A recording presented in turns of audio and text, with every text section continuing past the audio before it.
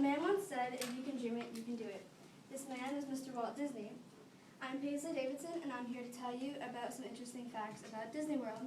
I've been going to Disney World since I was 3 years old, and I've been obsessed with it ever since, and it is kind of like my happy place. So today I'll be discussing with you the history of Disney World, why each park was created, and a few hidden secrets around each park. So Disney World didn't just pop up out of nowhere. It kind of took a lot of time. And originally it was made to be Disneyland in California in 1955.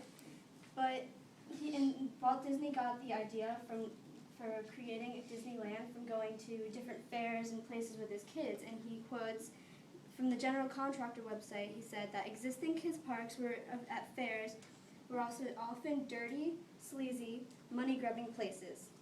So he wanted to create a place that would be inexpensive, fun, and for all ages that he knew his kids would enjoy. So he made a place called Disneyland to show that all of his characters come to life.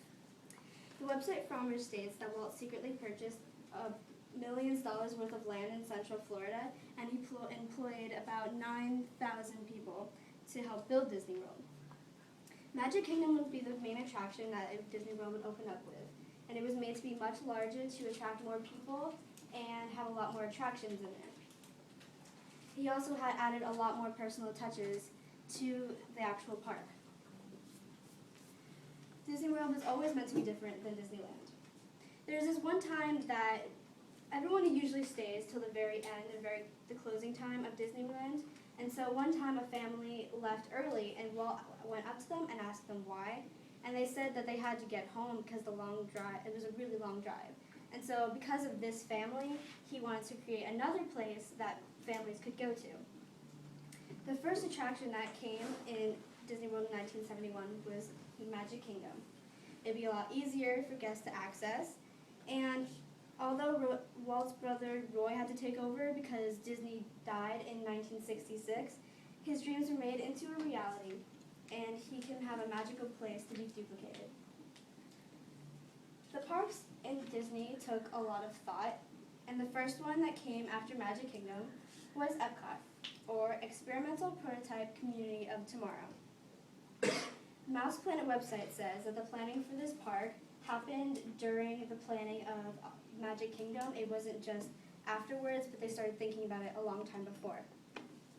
Walt Disney made Epcot so that it could be kind of like another World's Fair to display everything that happens in the world and all the issues that goes on in each community, along with the technology that can help it.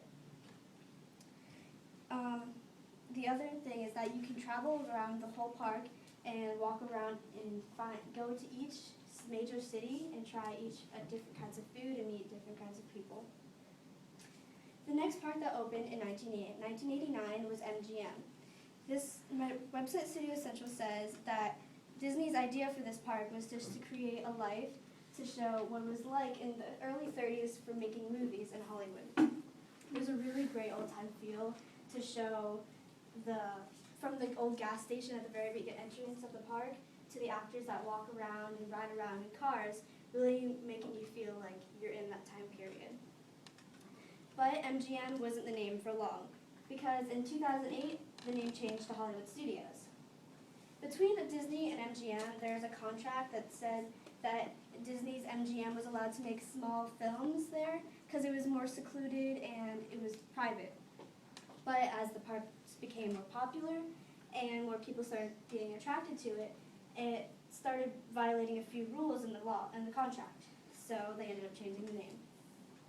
According to the history website, the president of Disney World, Meg Crofton, said that the new name reflects how the park has grown from representing the golden age of movies to a celebration of new entertainment that today's Hollywood has to offer in music, television, movies, and theater. The final very large park that was built in 1998 was Animal Kingdom. And according to the theme park's website, it was based on a quote by Walt Disney. He said that I have learned from the animal world, and what everyone will learn who studies it, is a renewed sense of kinship with the earth and all its inhabitants. Animal Kingdom was made just to be more than a zoo. You could really observe how the animals were acting together in almost their natural habitat. You could even go on a safari and see how they act together and with nature, and almost like you're not even there. Now I'm going to tell you a few secrets that are around the park that you may not have known about. According to the Walt Disney Info website, there are a lot of interesting facts. The first thing is that in Magic Kingdom, it's not just a park, because under it, there's actually a whole other kingdom of pipes and rooms that control the whole park. All the actors and characters and crew members of the whole park go in there, so it keeps the magical illusion alive that they actually kind of live there, instead of that they work. It's to make sure that you feel like you're in a magical place. Also, as you walked around Main Street USA, you may notice a very strong smell of sweet ice cream and cones and stuff. That's not actually real. It's actually little pipes underneath blasting aroma into the air to give you this illusion that it actually smells really good. But as soon as you, almost immediately as you leave that section, the smell's gone. Also, as you're walking down Main Street, if you haven't taken notice already, each pole is from a different time era, from the turn of the century onward. Also, there are a bunch of phone booths, and if you pick up a phone and you listen, there's a pre-recorded conversation that you can listen in on. Along with all of these, there are hidden Mickeys and figurines throughout the park, and you just have to make sure to keep a keen eye throughout everything and make sure that, because it is a hard task. I've always loved Disney World, and it makes me so happy, and I love finding out a lot of interesting and new facts about it. So today I've told you how it came to be, why the parks are chosen, and a few interesting facts that maybe you didn't know about it. So I hope that you've enjoyed this and you've learned a lot of things. Thank you.